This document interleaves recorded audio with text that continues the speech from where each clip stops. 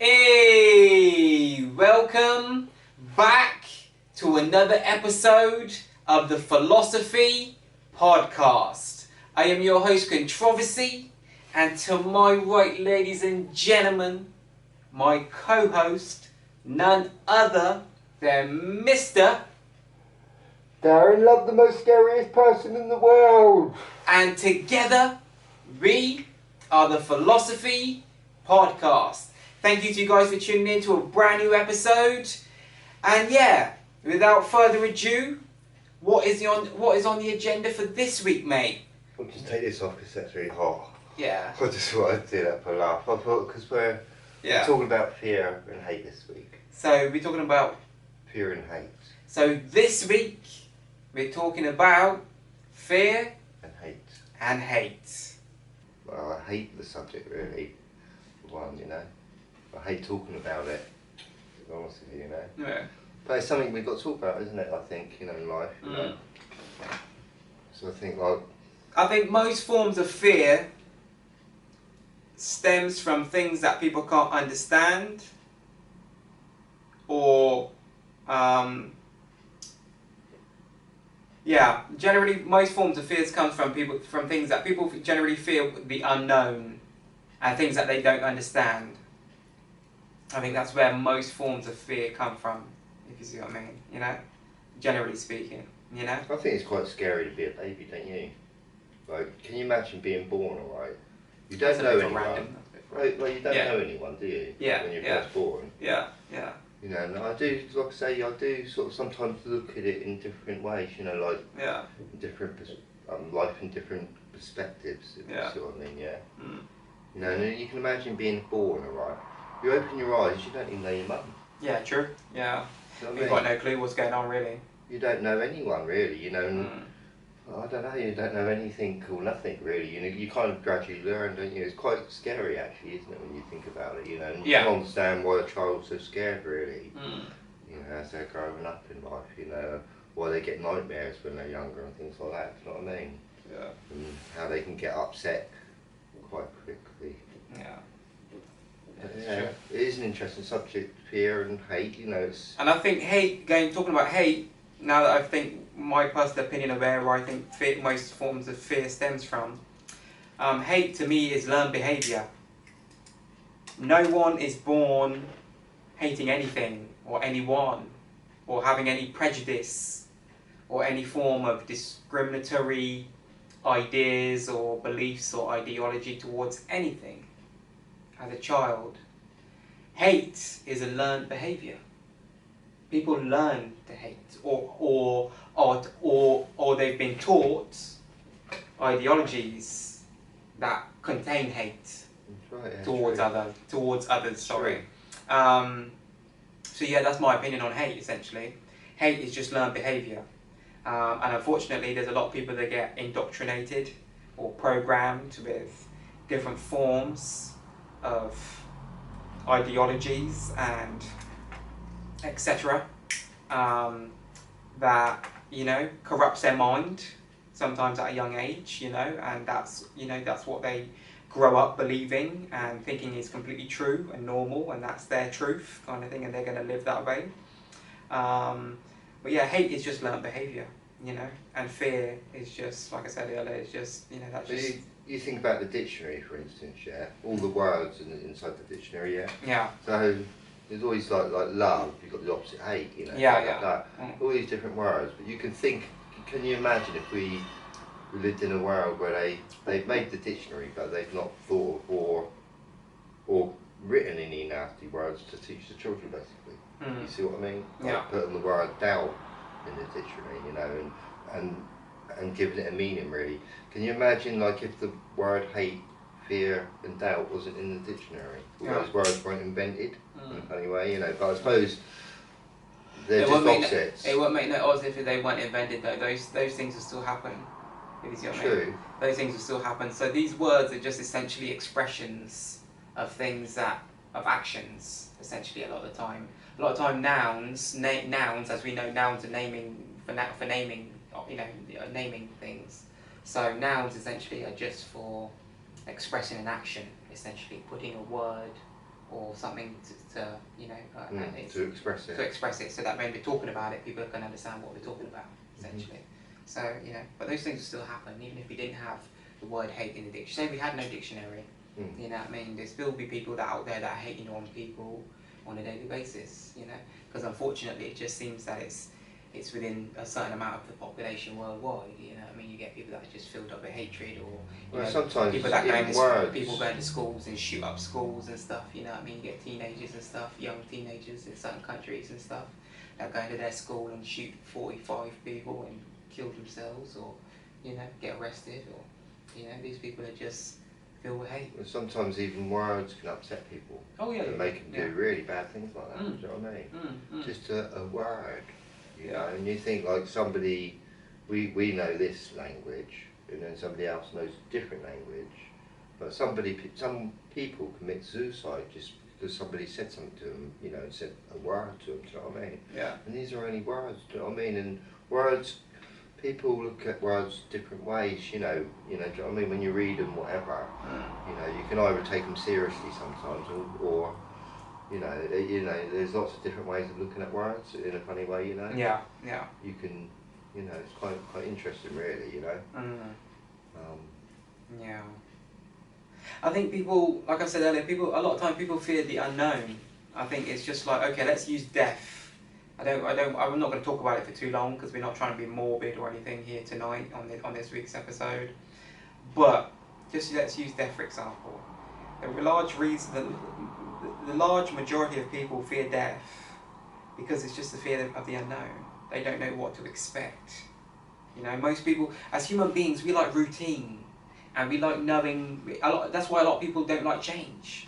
Because we like routine, we have routine kind of people, you know, human beings are kind of routine based in this day and age, and it's just like, you know, if people don't have routine, they can't function for some people.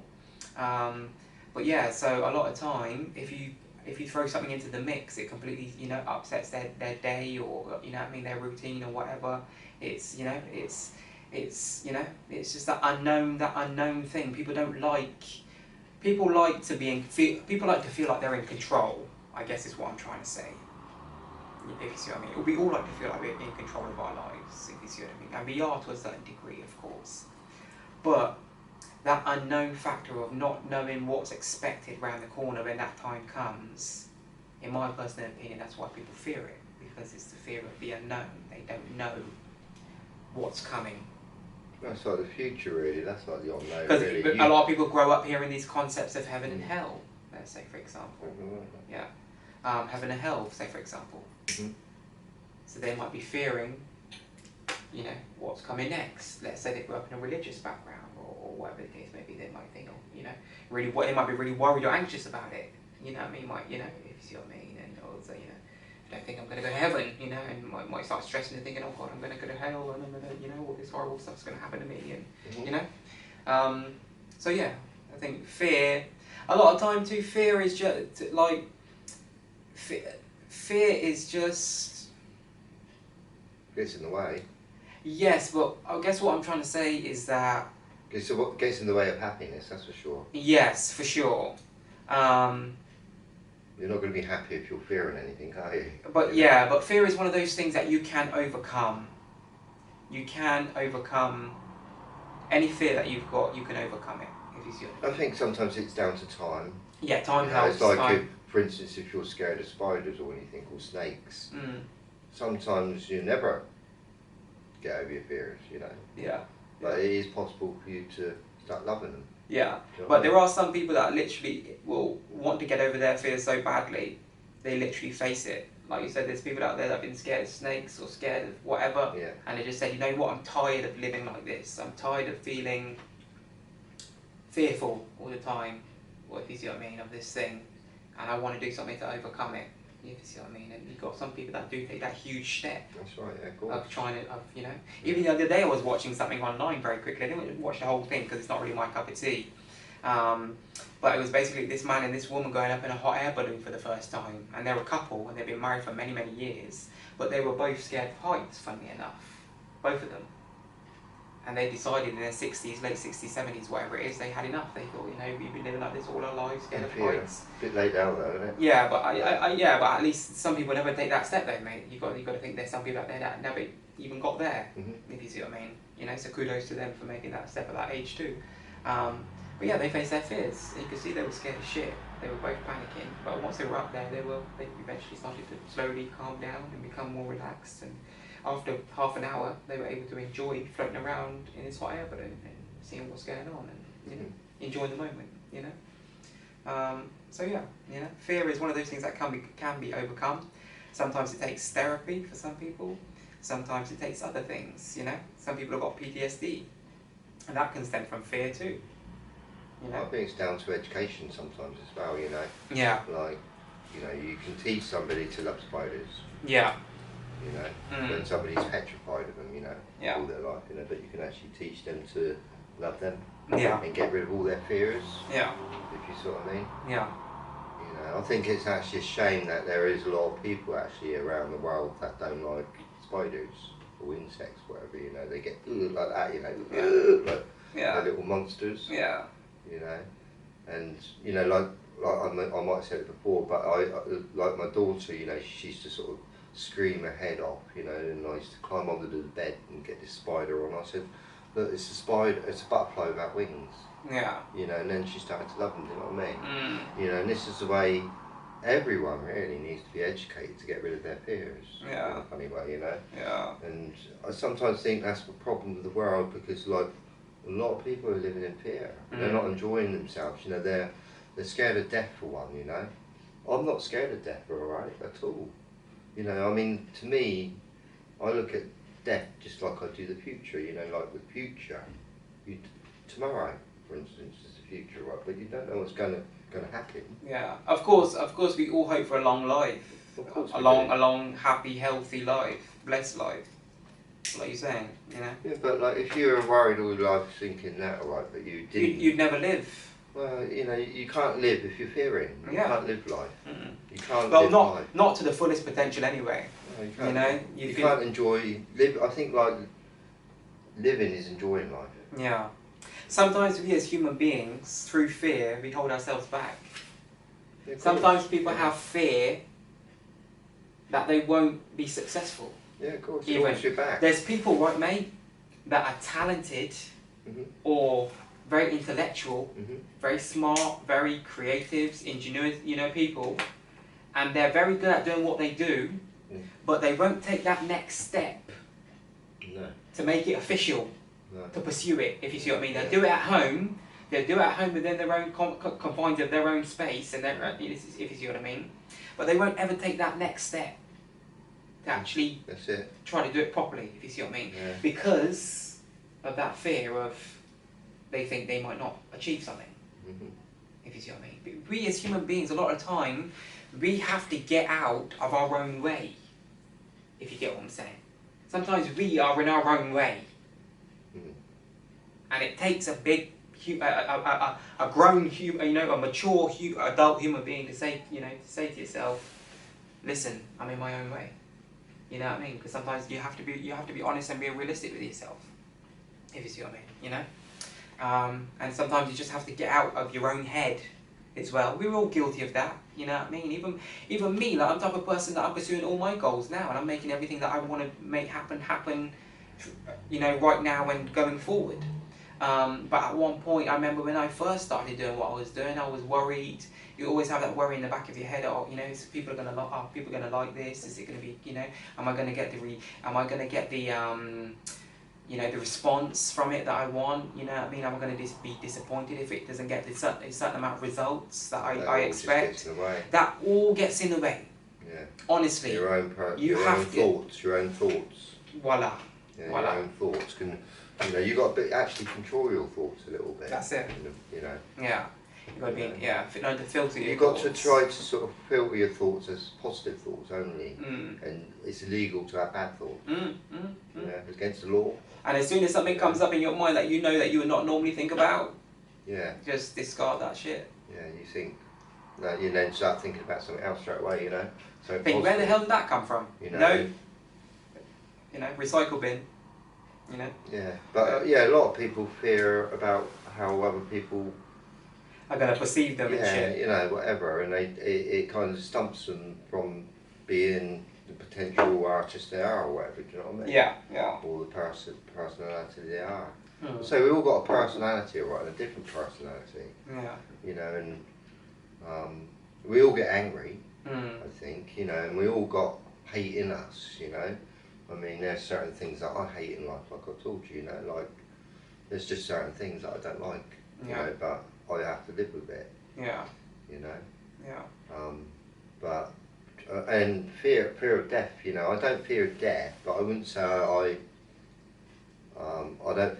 You know, you got to fear it a little bit because you know, like when you're going out, you're obviously going across the road. You got to protect yourself. You got to protect yourself, your own safety in a way. You know, so you got to. This is why we've been given these fear. You know, it's like pain, for instance. You know, like if we didn't have pain and we got cut, we wouldn't know we got cut. Exactly. And things like that. It's almost like a defense mechanism. You know, so it's a defense thing, and fear is as well. Yeah. You know, like if something like a big snake, a giant snake, come towards you, you'd have to run for it. Yeah, that's it. You know, and it's just like a reaction, really. You know, that your body, your soul, whatever, your hairs raise up, whatever, and you react to whatever you see in a funny way. You know, like if a Loch Ness monster come out the water all of a sudden, you know, and you're just sort of like doing some fishing there, right? And you think, like that, you know, and you sort of like would run a mile, wouldn't you? Do you know what I mean? You know, well, I was going to say that even the other day, I won't go too much off topic, but the other day there was a video online circulating. I'll see later if I can find it and show it to you, mate.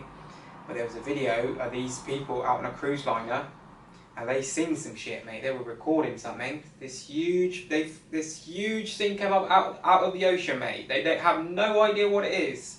And then you had some helicopters coming over. Obviously, someone had a Where's this? I don't know where it was, but they were on a cruise liner out in the middle of the ocean.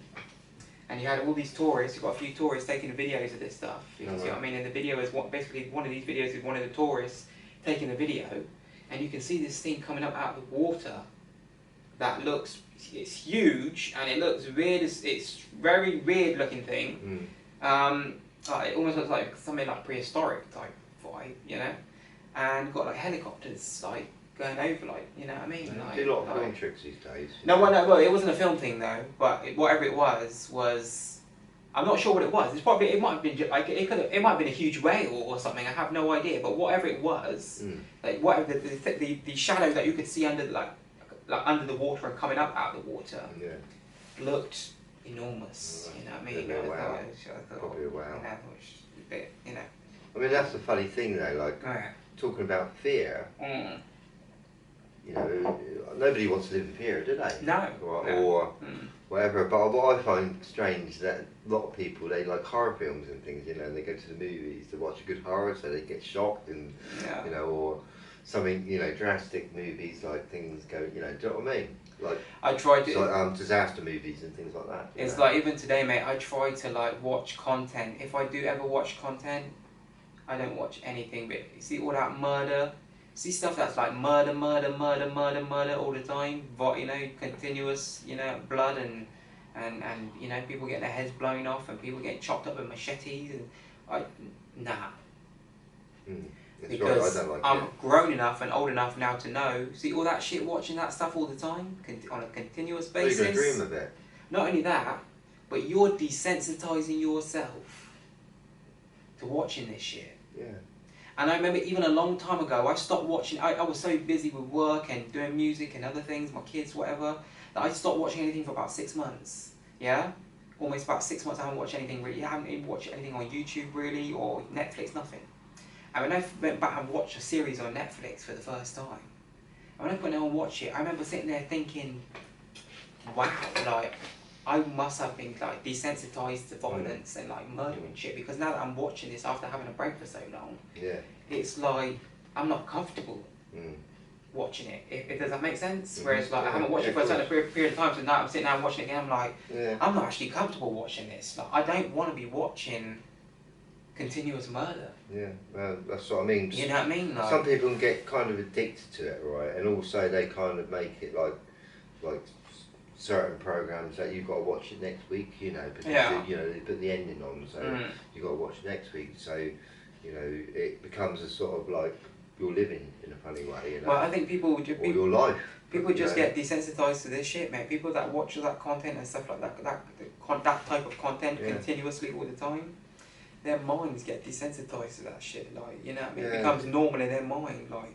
and to me, that's not like. It wasn't until I took a break that I realized, you know what? I never used to even watch it much anyway. But when I did watch it, I would watch certain series or whatever, and it really didn't.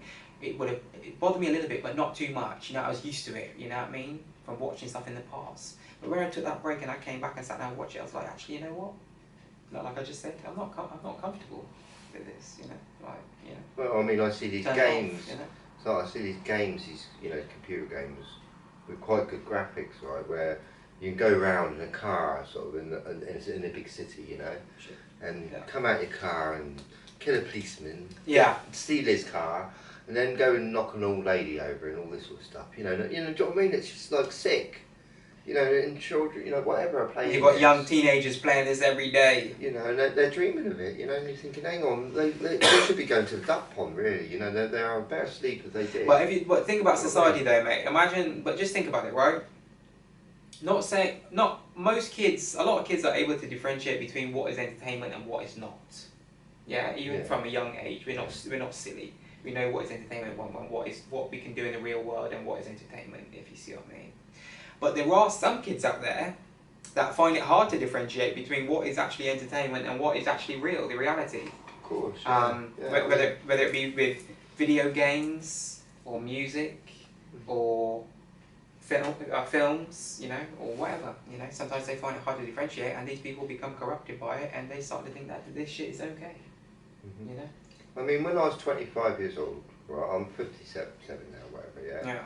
So like 25 years ago, they brought the Nintendos in, you know, and I was really getting quite addicted to them at that time. Do you know what I mean? You know, and I was married. I had a little, you know, we had a little baby together, whatever. You know, we were looking after our baby, you know, but we were sort of just playing these games all the time. Do you know what I mean? They weren't violent games, whatever, you know, but you know, and even so, we were sort of playing them, you know.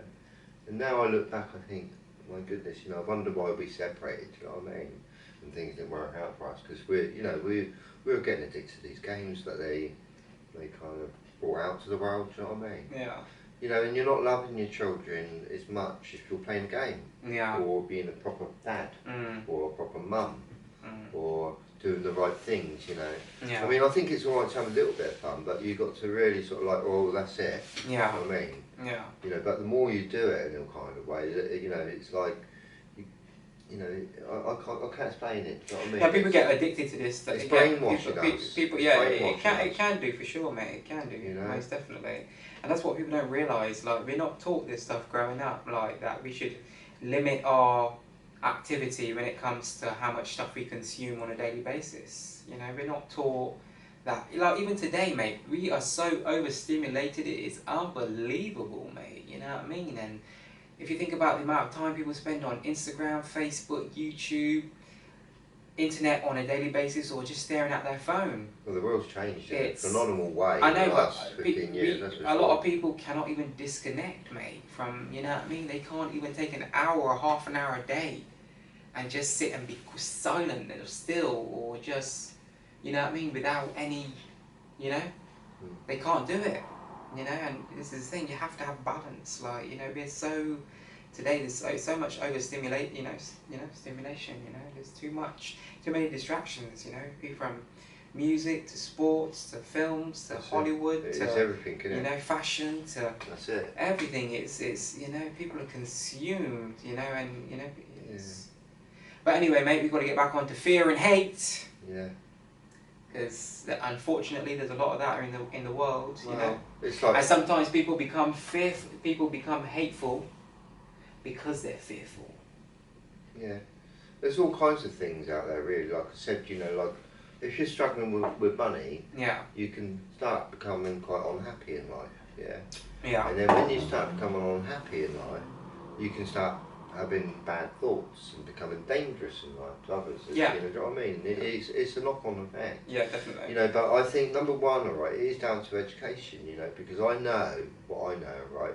I've had an upbringing, a good upbringing in a kind of way. You know, not the perfect upbringing. Like I said, my mum and dad divorced, but you know, my mum met another guy, whatever, and he was well educated. This guy, and he kind of sort of helped me in, you know, many ways. He was a good stepfather, let's put it that way, to me, you know. And you know, he's brought me up to, well, not just that, it's not just him that's brought me up. A lot of people brought me up in a funny way, you know. But I've loved insects and things, you know, since I was a little boy, you know. And this is what I think other people need to learn about insects, you know, to take away their fears in a funny way, you know, like fear of ants or snails or slugs and all of them, you know. And I even used to fear them a little bit, you know, some of them, you know, but I don't anymore, do you know what I mean? I love them, every one of them, you know, every insect, every small one, you know, I don't care what it is, whether it's a flea, I love fleas. Yeah. You know, if I saw a little flea there, yeah, I'd probably get hold of it and throw it out the window because I wouldn't want it biting me. Yeah, of course, yeah. But I love fleas, you know, you know, this is nature. It's beautiful. Yeah. There's so many designs in nature, you know, like if you look at fleas, for instance, there's probably 2,000 different types of fleas. You know, some of them probably look like zebras, you know. And I don't think people actually realise how many different insects out there. And when they are tiny, tiny insects, you know, like this, how beautiful they actually are when you look close up. You know, they don't kind of teach you this at school in a kind of way. And I kind of find that a lot of children just basically leaving school a bit divided, a bit confused. You know, they didn't ask to go to school or be pulled away from their parents or anything. They're just there doing whatever, you know. Yeah. You know, thinking it's right. You know, to me, right, I would rather stayed at home with the insects than go to school. Yeah. I think I would have learned a lot more in life, you know. I felt like school was wasting my time in a kind of way. Not all of it, but some of it, you know. And I was pulled away from my mother who needed me, you know, and I needed her and she needed me, you know, do you know what I mean? You need each other. And you're just going to school or something at the age of 5 because that's the way it is. You know, and I just don't think it's right, you know, for bonds and things like that. You know, bonds are very important, you know. It's like, would you take a baby up, you know, at the age of 2 and send them to school? Do you know what I mean? You know, do you know what I mean? I know that they, you know, I can't explain it, but you know, I think it's a little bit too much. Maybe 2 days a week go to school at that age, but not like it is like a 5-day. Yeah. You know, and I think like children are not really taught about these kind of things at school, about fear and hate and things like this, you know, to overcome. How to deal with those things. Yeah, you know. How to, You know, I think it's all down to education, personally. Yeah. You know. And just, I think it's also important to teach people too that, especially hate, mate, can, you know, people that have a lot of hate. Well, hate destroys, doesn't it? That's it. It destroys people and it consumes them, you know. Well, hate is why we've got war. Yeah. You know, everything, you know. Yeah. So I think we're living in a world of fear. But the thing is, it's like you've got people today that hate on the next person, mate, just because of they might see them and think, oh, he's got a bit more money than me, or jealousy, or I don't, you know. Sometimes people hate you because other people like you more than them, or they might see the way that people react to you, like your kind of energy, your kind of vibe, and might hate you because of your energy, even. Like you've got some big. I think we're living in a world full of jealousy. Yeah. It's full of it, right? Yeah. You know, you think about schools again, how they kind of like reward children if they're doing well, if they're good readers and things, you know, and they put them up the top set and things and give them gold badges and all this and gold cups. Yeah, yeah. You know, so they reward children for doing well. Yeah. But the failures feel really quite awful and quite miserable. Do you know what I mean? The people that don't actually make it, the people down the bottom. Yeah. Right, but the people down the bottom actually get very powerful minds. Yeah. Right. That's the truth. I know this.